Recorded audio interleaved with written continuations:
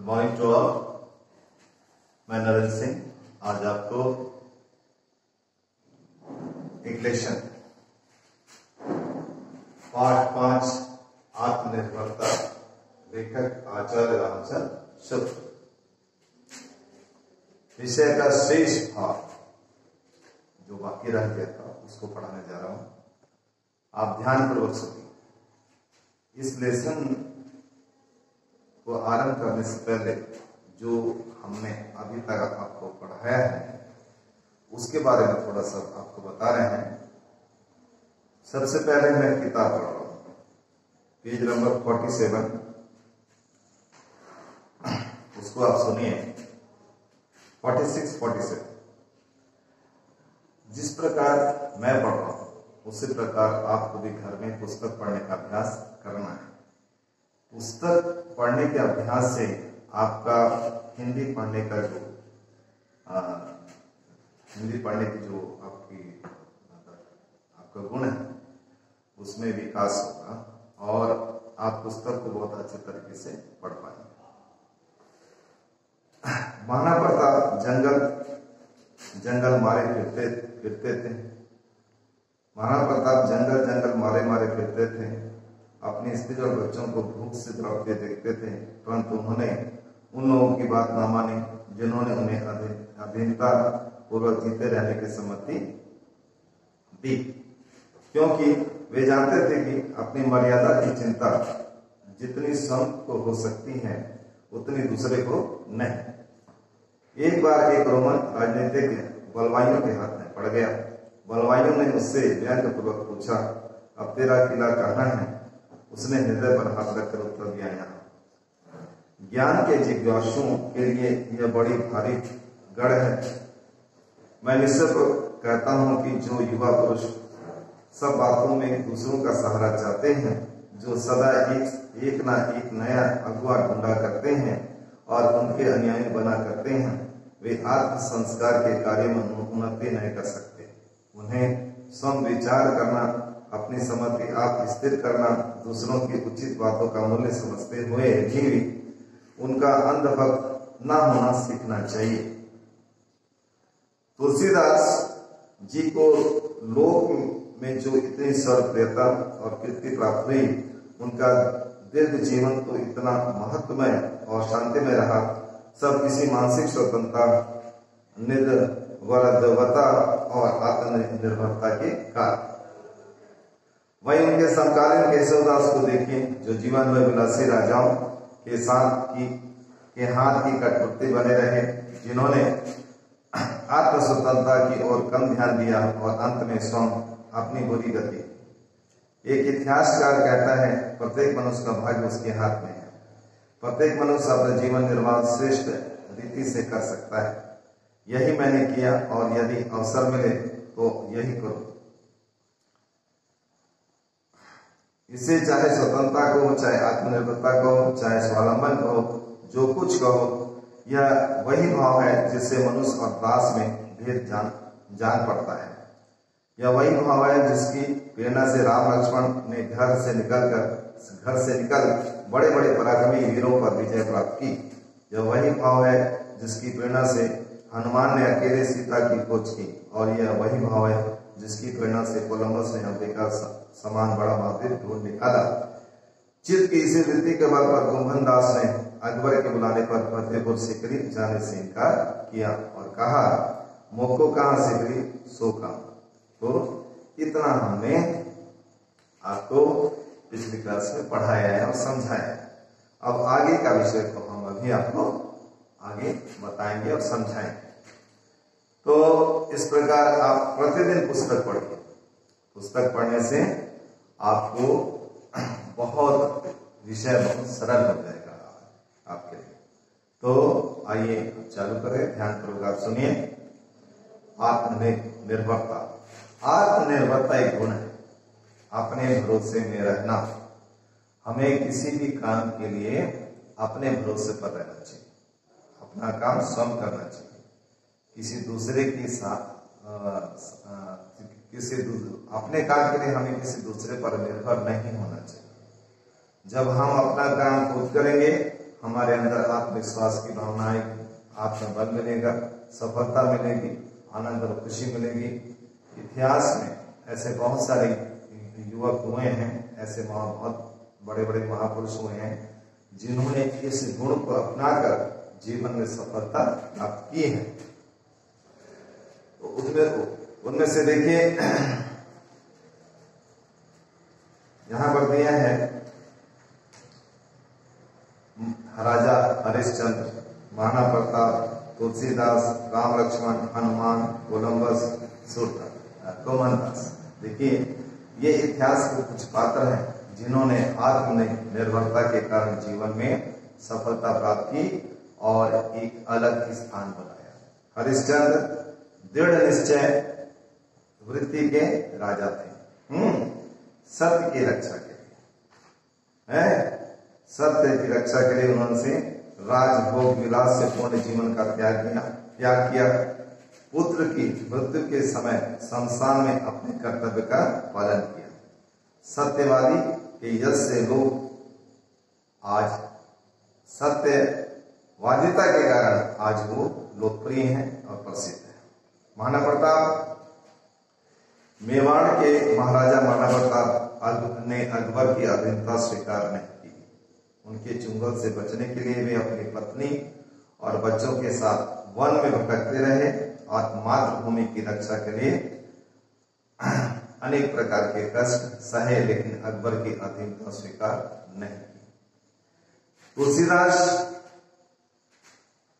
जिन्होंने बहुत सारे ग्रंथों की रचना की है, अपने विलक्षण बुद्धि के कारण उन्होंने रामचरितमानस जैसे ग्रंथ बनाए हैं, रचे हैं।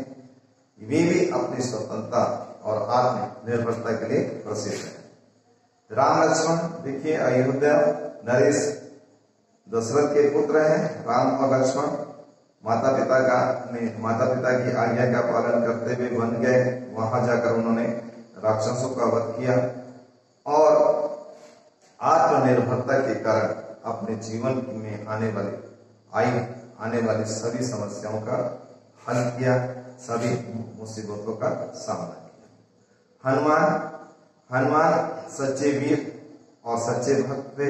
उन्होंने सीता की खोज में समुद्र पार करके लंका गए और लंका पर विजय प्राप्त की, लंका को ध्वंस किया। ये आत्मबल के कारण ही, ये उनकी आत्मनिर्भरता के कारण ही संभव हो सका। कोलंबस एक अमेरिकी यात्री था। उसने अमेरिका के शांत बड़े द्वीप की खोज की अपनी आत्मनिर्भरता के बल पर। कुंभनदास भक्ति काल के एक प्रसिद्ध कवि हुए हैं जिन्होंने अकबर के बुलाने पर भी फतेहपुर सीकरी जाने से इनकार कर दिया, क्योंकि वो किसी के गुलाम नहीं थे। तो इस प्रकार इन सब महापुरुषों ने अपनी सत्यवादिता, आत्मनिर्भरता और स्वतंत्रता की रक्षा की और ऐसे कार्य किए जो इतिहास में इनको हमेशा अमर बनाए हुए हैं। तो आगे बढ़ते हुए अब हम आपको बता रहे हैं चित्तवृत्ति के बारे में। सबसे पहले आपको बता रहे हैं, उसको ध्यान से सुनिए। क्या कहा है आगे की पंक्ति में, लेखक क्या कहता है उसको सुनिए। बल से मनुष्य इसलिए परिश्रम के साथ दिन काटता है और दरिद्रता के दुख को झेलता है, जिससे उसे ज्ञान के अमित भंडार में से थोड़ा बहुत मिल जाए। इसी चित्तवृत्ति के प्रभाव से हम प्रलोभन का निवारण करके उन्हें पद दलित करते हुए कुमंत्रणाओं का तिरस्कार करते हैं और शुद्ध चरित्र के लोगों से प्रेम और उनकी रक्षा करते हैं। इसी चित्तवृत्ति के प्रभाव से युवा पुरुष कार्यालयों में शांत और सच्चे रह सकते हैं और उन लोगों की बातों में नहीं आ सकते जो स्वयं अपनी मर्यादा को कर दूसरों को भी अपने साथ बुराई के गड्ढे में गिराना चाहते हैं। इसी चित्तवृत्ति के प्रताप से बड़े बड़े लोग ऐसे समूह में भी, जबकि उनके और साथियों से उनका साथ छोड़ दिया, अपने महत्वपूर्ण कार्यों में अग्रसर होते गए हैं और यह सिद्ध करने में समर्थ हुए कि निपुण उत्साही और परिश्रमी पुरुषों के लिए कोई अड़चन ऐसी नहीं है जो कहे कि बस यहीं तक और आगे ना बढ़ना। इसी चित्तवृत्ति की दृढ़ता के सारे दरिद्र लोग, दरिद्रता और अनपढ़ लोग अज्ञात से निकलकर उन्नत हुए हैं और औद्योगिक और अध्यावसायी लोगों ने अपनी समृद्धि का मार्ग निकाला है। इसी चित्तवृत्ति के आलंबन से पुरुषों को यह कहने की क्षमता हुई है, मैं राह ढूंढूंगा या राह निकालूंगा। तो इस प्रकार आइए अब हम देखते हैं ये यहाँ पर लेखक क्या कहना चाहता है। संसार में ऐसे अनेक दृढ़ निश्चय वाले मनुष्य पैदा हुए हैं जो अपनी प्रतिज्ञा पर अंतिम सांस तक अडिग और अटल रहे। उन्होंने सत्य के मार्ग को नहीं छोड़ा, सत्य का पालन करते हुए अपनी आत्मा के अनुसार वो चले और दृढ़ता के साथ सत्य का पालन किया। उन्हें नानक इस सत्य के राह पर चलते समय उन्हें अनेक प्रकार की कठिनाइयों का, कठोर कठिनाइयों का, विपत्तियों का सामना करना पड़ा। राजा हरिश्चंद्र के ऊपर इतनी विपत्तियां आई, उन्होंने अपनी आत्मा के विरुद्ध कोई काम नहीं किया। बहुत सारी विपत्तियां हरिश्चंद्र के जीवन में आई, लेकिन उन्होंने सत्य का मार्ग नहीं छोड़ा है और अपनी आत्मा के विरुद्ध कोई काम नहीं किया। सदा सत्य के मार्ग पर आगे बढ़ते रहे। उनकी इसी भावना को देखकर किसी कवि ने कहा है, चंद्र टरे सूरज टरे, टरे जगत में वार, पैदल श्री हरिश्चंद्र को टरे न सत्य विचार। अर्थात चंद्र, सूर्य एवं संसार के व्यवहारों में परिवर्तन आ सकता है, परंतु श्री हरिश्चंद्र के सत्य विचार में, सत्य मार्ग में, सत्य के मार्ग पर चलने में किसी प्रकार का परिवर्तन नहीं आ सकता। कहने का तात्पर्य है कि दृढ़ चित्त मनुष्य अपनी आत्मा की आवाज सुनता है और उसके अनुसार काम करता है। ऐसे व्यक्ति जीवन के अंतिम पड़ाव तक अपनी प्रतिज्ञा का पालन करते हैं। तो सत्य के रास्ते पर चलना आवश्यक है। सत्य के मार्ग पर चलने से ही व्यक्ति उन्नति कर सकता है, अपना विकास कर सकता है, अपनी मंजिल को पा सकता है। लेखक कहते हैं मनुष्य अपने भाग्य का विधाता स्वयं होता है। लेखक को दृढ़ विश्वास है कि प्रत्येक मनुष्य अपना भाग्य खुद बनाता है अथवा बिगाड़ता है। उसके हाथ में, वो चाहे अपना भाग्य बना सकता है और चाहे अपना भाग्य को बिगाड़ सकता है। मनुष्य के द्वारा किए गए कर्म ही उनके भाग्य के उसके भाग्य को निर्धारित करते हैं। कर्म क्या है? मनुष्य कैसे कर्म करता है वैसे ही उसका भाग्य बनता है। यदि हम अच्छे काम करेंगे तो हमारा भाग्य भी अच्छा बन जाएगा, यदि हम बुरे काम करेंगे तो हमारा भाग्य भी बुरा हो जाएगा। अतः सत्कर्मों को करते हुए मनुष्य को अपने जीवन निर्वाह उत्तम तरीके से करना चाहिए। आचार्य शुक्ल जी ने यह स्वीकार करते हुए कहा है कि भविष्य में भी अवसर आने पर ऐसा ही करना चाहिए। मनुष्य अपने भाग्य का निर्माता स्वयं होता है। श्रेष्ठ रीति से जीवन निर्वाह करना प्रत्येक मनुष्य का कर्तव्य है। किसी दृढ़चित्त व्यक्ति के बल पर मनुष्य बड़े बड़े यत्न करता है। गरीबों के दुखों का सामना करते हुए भी अपने एक दिन को किसी प्रकार व्यतीत इसलिए करता है कि ज्ञान की असलियत भंडार में से थोड़ा बहुत ज्ञान उसे मिल जाए। व्यक्ति के जीवन में अमीरी गरीबी सब चलता रहता है और व्यक्ति हर एक से संघर्ष करता रहता है। तो हमें गरीबी के समय जो हमारी परिस्थितियां हैं उससे संघर्ष करना चाहिए, उसका मुकाबला करना चाहिए और आशा रखनी चाहिए कि ये जो दिन है वो ज्यादा दिन तक नहीं रहेंगे और अपने ज्ञान से हमें उन परिस्थितियों को बदलने का प्रयास करना चाहिए और दृढ़ चित्तवृत्ति से हम ये संभव कर सकते हैं। हम बड़े से बड़े प्रलोभन को दूर करके अपने पैरों को चलते हुए बुरी सलाह की अवहेलना करते हुए जो शुद्ध चरित्र वाले हैं उनसे प्रेम करते रहे, वे हमारी रक्षा कर सकते हैं। तो यहाँ पर दृढ़चित्त व्यक्ति के बल पर बड़े से बड़े कष्ट सहना तथा प्रलोभन को ठुकराना जैसे भाव को बताया गया है, और अपने मन को हमेशा निर्बल रखने की बात कही गई है। सदचरित्र वालों से प्रेम करो और उनकी रक्षा करने का प्रमुख कारण चित्तवृत्ति ही है। इस चित्तवृत्ति के प्रताप से धनी लोग ऐसी विपत्ति समय में जब उनके साथियों ने भी उनका साथ छोड़ दिया तो फिर भी वे अपने महत्वपूर्ण कार्य में अनवरत लगे रहते हैं।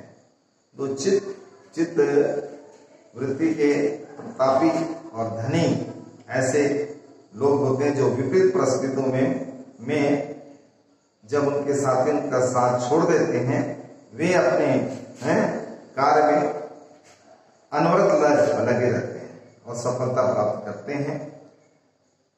और वो ये सिद्ध भी कर देते हैं कि उत्साह से परिपूर्ण परिश्रम के बल पर हम दुनिया में सारे काम कर सकते हैं। तो हमेशा उत्साह परिश्रम एक ऐसे गुण है जो व्यक्ति को आगे बढ़ने के लिए आगे बढ़ने से रोक नहीं सकते। ऐसे पुरुषों के लिए आगे बढ़ने रहने से कोई सीमा नहीं होती, अर्थात वे निरंतर आगे बढ़ते रहते हैं। तो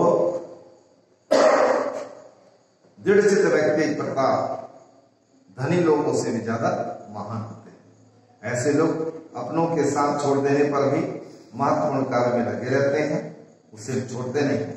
ऐसे लोगों की आगे बढ़ने की कोई सीमा नहीं। जिनकी चित्तवृत्ति मजबूत होती है, जो परिश्रमी होते हैं, जो उत्साह के साथ अपने काम में लगे रहते हैं, जिनमें आत्मनिर्भरता की भावना होती है, वे निरंतर अपने काम में सफलता प्राप्त करते हैं और अपने राह में आने वाली सभी बाधाओं को पार करते हुए अपने मंजिल को प्राप्त करते हैं। दृढ़ चित्त व्यक्ति से व्यक्ति न केवल स्वयं दूसरों को भी महान बनाता। जिस व्यक्ति की चित्तवृत्ति स्थिर रहती है, वे स्वयं तो महान बनते हैं, दूसरों को भी महान बनाने में सहायक होते हैं। जो मनुष्य को सामान्य जन से उत्तम बनाती है, उससे व्यक्ति का जीवन सार्थक और उद्देश्यपूर्ण बन जाता है। जिस मनुष्य की बुद्धि और चतुराई उसके हृदय को दृढ़ चित्त के आधार पर अवलंबित होती है, वह मनुष्य जीवन और कर्म क्षेत्र दोनों में स्वयं को श्रेष्ठ करने में सफल होता है। तो जिनकी चित्तवृत्ति सामान्य जनों से ज्यादा अच्छी होती है, वे विशिष्ट बनते हैं। इनमें उनका जीवन सार्थक, सफल और उद्देश्यपूर्ण होता है। उत्तम संस्कारों को ग्रहण करने की क्षमता भी यह प्रदान करती है। ऐसे मनुष्य सबके जीवन को तो धन्य बनाते हैं, अपने जीवन में उन्नति करते हैं, वे दूसरों को जीवन को भी श्रेष्ठ और उत्तम बनाने में सहायक होते हैं। तो इस प्रकार इस निबंध में लेखक ने हमें आत्मनिर्भरता जैसे गुणों को अपनाने का संदेश दिया है। चित्त वृत्ति की दृढ़ता से हमें क्या क्या लाभ है, ये बात लेखक ने इस आखिरी पैराग्राफ में बताई है। चित्त वृत्ति की दृढ़ता से अनेक लाभ, जैसे मानसिक स्वतंत्रता प्राप्त होती है, जीवन आत्मनिर्भर और स्वावलंबी बनता है। चित्तवृत्ति की दृढ़ता से हम लोग प्रलोभन से बचते हैं और कुमंत्रणात्माओं का तिरस्कार करते हैं। शुद्ध चरित्र वाले से प्रेम एवं उनकी रक्षा करते हैं। चित्तवृत्ति की दृढ़ता के सारे दरिद्र लोग दरिद्रता और अनपढ़ लोग अज्ञानता से निकलकर उन्नति के मार्ग पर चढ़ते हैं। इसी चित्तवृत्ति के गुण के कारण लोग अपनों का भी साथ छोड़ देने पर महान कार्यों में आगे बढ़ते हैं और सफलता प्राप्त करते हैं। तो इस निबंध में लेखक ने जीवन में आत्मनिर्भरता के महत्व को बहुत उदाहरणों के माध्यम से समझाने का प्रयास किया है। लेखक ने बहुत अच्छी तरीके से ये बात कही है कि मर्यादापूर्वक जीवन जीने के लिए व्यक्ति के अंदर आत्मनिर्भरता का गुण होना बहुत जरूरी है, क्योंकि आत्मनिर्भरता के कारण ही व्यक्ति में दबोपन की प्रवृत्ति आने नहीं पाती है, पनपने नहीं पाती है, और वो किसी भी बात के लिए दूसरों पर निर्भर नहीं रहता है। आत्मनिर्भरता प्रत्येक दशा एवं स्थिति में अपनी राह खोज निकालने में समर्थ होती है। एक आत्मनिर्भर व्यक्ति के हृदय में ही सच्ची आत्मा का निवास होता है। आपने छत्रपति शिवाजी के बारे में सुना। छत्रपति शिवाजी भी मराठा वीर थे। उन्होंने अपने पराक्रम से औरंगजेब को नाको चने चबा दिया। वे दृढ़ निश्चयी थे, देश को स्वतंत्र देखना चाहते थे। इसी कारण उन्होंने अपने थोड़े से वीर मराठा सैनिकों के साथ लेकर औरंगजेब की विशाल सेना पर छापा मारा और उनकी सेना को तितर बितर कर दिया। तो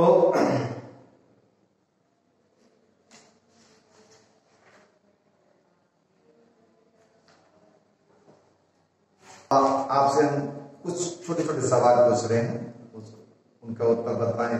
अगर आता है तो आपको आप बताइए। अमेरिका के समान महाद्वीप खोजने वाला व्यक्ति कौन था? उत्तर है कोलंबस। अमेरिका की अधीनता स्वीकार नहीं अकबर की अधीनता स्वीकार नहीं करने वाला वीर कौन थे? महाराणा प्रताप। मर्यादापूर्वक जीवन जीने के लिए आवश्यक गुण क्या है? आत्मनिर्भरता। इतिहासकार के अनुसार प्रत्येक व्यक्ति के हाथ में क्या है? अपना भाग्य। अर्थ समय में अपने उपन्यास लिखकर कर्ज उतारने वाले निबंधकार का क्या नाम है? उपन्यासकार स्कॉट। अंतिम पैराग्राफ में उपन्यासकार स्कॉट के बारे में लेखक ने बताया है कि स्कॉट एक प्रसिद्ध उपन्यासकार थे और वे कर्ज के बोझ से दबे हुए थे। मित्रों ने उनकी सहायता करनी चाहिए, पर उन्होंने यह बात स्वीकार नहीं की और स्वयं अपनी प्रतिभा का सहारा लेकर अनेक उपन्यास थोड़े समय में लिखकर उनको बेचे और अपने ऋण को सिर से उतार दिया। तो देखिए, एक व्यक्ति अपनी प्रतिभा को पहचाना, आत्मनिर्भर हुआ और आत्मनिर्भरता के बल पर उसने उपन्यास लिखे और उनको बेचकर अपने सिर पर चढ़े हुए बोझ को उतार दिया। तो हम सब कुछ कर सकते हैं कब? जब हमारे अंदर आत्मनिर्भरता का गुण आएगा। मित्रों ने उनको सहायता करने का प्रस्ताव रखा, परंतु उन्होंने जनता के साथ उसे अस्वीकार कर दिया। उनको अपने ऊपर भरोसा था और इसी भरोसे के कारण उन्होंने अपने लिखे उपन्यासों को बेचा और कर्जमुक्त हुए, ऋणमुक्त हुए। तो ऐसे बहुत सारे उदाहरण हैं यहाँ पर देखो। एकलव्य के बारे में तुमको मालूम होगा। एकलव्य भेद जाति का एक बालक था। वह धनुष विद्या सीखना चाहता था। गुरु द्रोणाचार्य के पास वो धनुष विद्या सीखने गया, परंतु उन्होंने छोटी जाति का होने के कारण से उसको अपना शिष्य बनाने से इनकार कर दिया। लेकिन उसके अंदर दृढ़ इच्छा शक्ति थी, आत्मनिर्भरता की भावना थी और भी बहुत सारे गुण थे, जिन गुणों के कारण उसने क्या किया? जंगल में गुरु द्रोणाचार्य की उसने प्रतिमा बनाई, मूर्ति बनाई और उसके सामने उनको प्रणाम करके उनके सामने प्रतिदिन अभ्यास करने लगा है। यही चित्तवृत्ति जिसके सहारे एकलव्य बिना किसी गुरु के संगी साथी के सहारे के जंगल के बीच निशाने पर तीर चलाता गया और अंत में एक बहुत बड़ा धनुर्धर बन गया। तो ये जो उदाहरण है ये जो उदाहरण है, इन उदाहरणों से व्यक्ति की चित्त वृत्ति की दृढ़ता का परिचय मिलता है, आत्मनिर्भरता का परिचय मिलता है। तो दबोपन, दबोपन में व्यक्ति के अंदर बहुत सारी कमियां आ जाती हैं। दबोपन से व्यक्ति निर्णय नहीं कर पाता, संकल्प नहीं ले पाता, समय अनुसार फैसले नहीं कर पाता, छोटी छोटी बातों के लिए दूसरों पर निर्भर हो जाता है, उसके लिए विकास के सारे रास्ते बंद हो जाते हैं। शुक्ल जी ने सच्ची आत्मा के विषय में कहा है कि सच्ची आत्मा वही है जो प्रत्येक दशा में, प्रत्येक स्थिति में अपना रास्ता सामने निकालती है, वह किसी स्थिति में विचलित नहीं होती। तो इस प्रकार हमें भी दृढ़ता के साथ अपनी चित्त वृत्ति को स्थिर बनाना चाहिए और अपने जीवन में हमें उन्नति के मार्ग पर चलना चाहिए। देखिए, सार संक्षेप में अगर हम कहें तो इस निबंध में शुक्ल जी ने मर्यादापूर्वक जीवन जीने, आत्मनिर्भर होने की प्रेरणा दी है और साथ ही युवा वर्ग को विनम्र होने, दबोपन से दूर रहने और अपनी उन्नति करने, सत्य के मार्ग पर चलने, आत्मनिर्भर व्यक्ति सत्य के मार्ग पर चलने का संदेश दिया है। आत्मनिर्भर व्यक्ति दृढ़ निश्चयी और निर्भय होते हैं, वे विषम परिस्थितियों में भी अपने लक्ष्य को प्राप्त करते हैं। तो लेखक बोलता है, नम्रता ही स्वतंत्रता की माता है। अहंकार वृत्ति तो सौतेली माता के समान सत्यानाश करती है। आत्म संस्कार के लिए थोड़ी बहुत मानसिक स्वतंत्रता परम आवश्यक है, क्योंकि आत्मनिर्भर और मर्यादा पूर्वक जीवन व्यतीत करने के लिए यह गुण अनिवार्य है। इसी से युवा वर्ग को अपने पैरों पर खड़े होने के लिए बल मिलता है, परंतु उसे इस बात का भी ध्यान रहे कि वो स्वयं को पूर्ण बनाने के लिए अनवरत कुछ न कुछ सीखता रहे, प्राप्त करने का प्रयास करता रहे। वह बड़ों का सम्मान करे, बराबर और छोटों के साथ कोमलता का व्यवहार करे। नम्रता का आशय दबोपन नहीं है।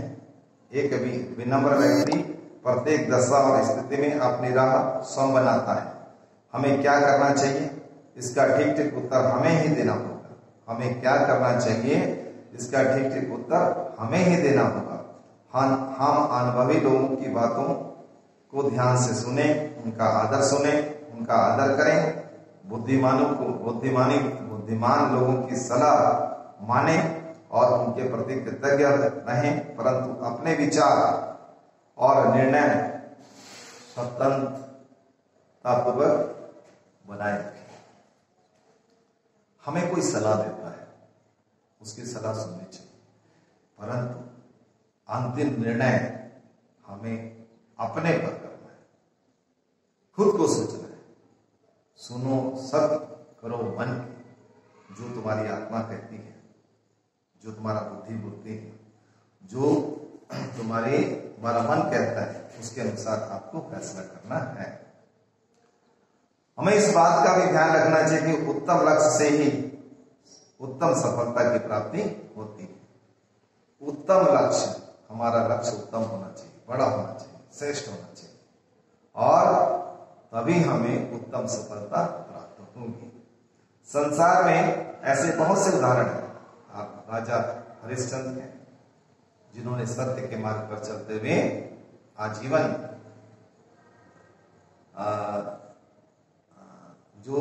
सत्य के मार्ग पर चलते रहे और अनेक प्रकार की कष्टों का, मुसीबतों का मुकाबला किया। महाराणा प्रताप स्वाधीनता के लिए, अपनी स्वाधीनता के लिए आजीवन लड़ते रहे। अपनी स्त्री और बच्चों के साथ भूख से तड़पते रहे, कष्ट सहते रहे, परंतु उन लोगों की बातों पर ध्यान नहीं दिया जो उन्हें दृढ़ निश्चय के लिए बाधा बन रहे, जो उनके दृढ़ निश्चय के लिए बाधा बन रहे थे और अधीनतापूर्वक जीवन जीने की सलाह दे रहे थे। गुलामी का जीवन, दूसरे के अधीन रहकर जीवन जीने की सलाह दे रहे थे। तुलसीदास, केशवदास, ये दो कवि हुए, दोनों में बहुत अंतर है। तुलसीदास मानसिक रूप से स्वतंत्र थे, आत्मनिर्भर थे, इसलिए वो सर्वे बने, कीर्तिमान बने, जबकि केशवदास गुलाम, राजा के गुलाम बने रहे और उनका जीवन विशेष कोई अर्थ और महत्व नहीं रखता है। तो केशवदास जीवन भर विलासी राजाओं के हाथ की कठपुतली बने रहे। प्रत्येक मनुष्य का भाग्य उसके हाथ में होता है।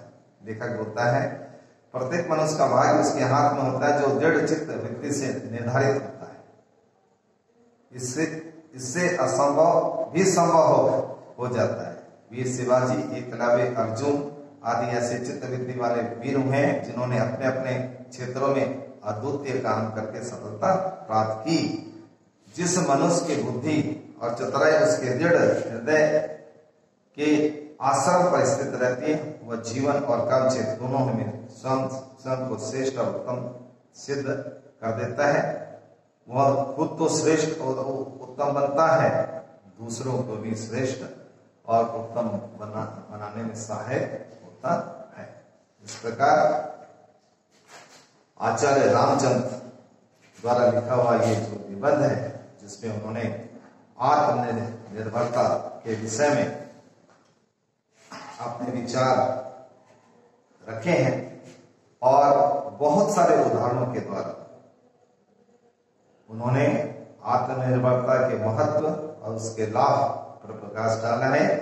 और आत्मनिर्भरता के साथ साथ व्यक्ति के अंदर और अनेक प्रकार के गुण किस प्रकार आते हैं और उन गुणों के सारे व्यक्ति किस प्रकार महान बन सकता है और जीवन में सभी प्रकार से सफलता प्राप्त कर सकता है, इस बात को लेखक ने बहुत अच्छे तरीके से समझाने का प्रयास किया है।